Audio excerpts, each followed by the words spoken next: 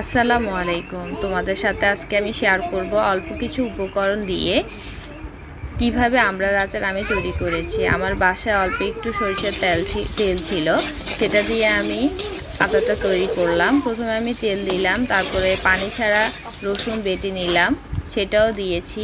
তারপরে কুচি করা রসুনগুলো দিলাম। দেখো আমার এখানে কাটা ছোট ছোট করে কাটা শুকনো মরিচ আছে, সেগুলো দিলাম। তারপর আমি এটাকে কিছুক্ষণ ভেজে নিব।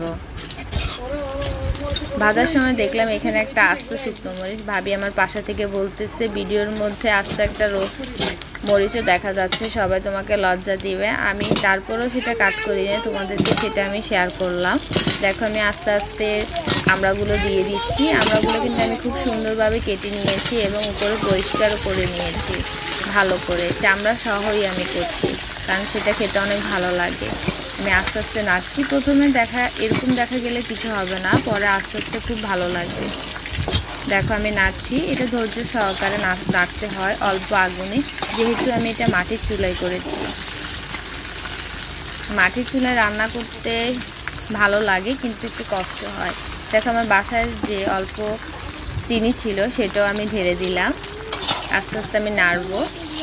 তোমরা চাইলে আরেকটু চিনি দিতে পারো, তাহলে আরেকটু ভালো লাগবে, কিন্তু আমাদের বাসার সবাই চিনি একটু কম খায়, তাই আমি অল্প চিনিই দিয়েছি। দেখো নাড়ছি আর ভাবিকে প্রশ্ন করছি, ভাবি আচারের মতো হবে তো? ভাবি বলবে ইনশাআল্লাহ হবে, তুমি করো। পরে আমি এখানে লবণ দিচ্ছিলাম, পরে মনে পড়েছে আমার লবণের কথা, প্রথমে মনে ছিল না। দেখো আমি লবণ দিয়েও নাড়ছি। আস্তে আস্তে আমার আমড়ার আচারের কালার আসছে। তারপরে আমি গুঁড়ো করা পাঁচফোড়নগুলো দিয়ে দিলাম। পাঁচফোড়নের ঘ্রাণটা আমার অনেক ভালো লাগে, কিন্তু আজকে আমার নাকে আমার পাঁচফোড়নের ঘ্রাণ লাগে নাই। ভাবি বলতেছে যে আচার করে তার নাকে এটা লাগে না, যারা বাহিরে থাকে বা পাশে থাকে তাদের থেকে এটা ভালো লাগে। দেখো আমার আচারের কালারটা কত সুন্দর আসছে। তা আমি পাশে আবার বুদ্ধি করে আমি শুকনো গুঁড়া মরিচ দিয়ে দিলাম একটু কালার সুন্দর আসার জন্য। দেখো মাশাআল্লাহ অনেক ভালো লাগছে, খেতেও অনেক মজা হয়েছে।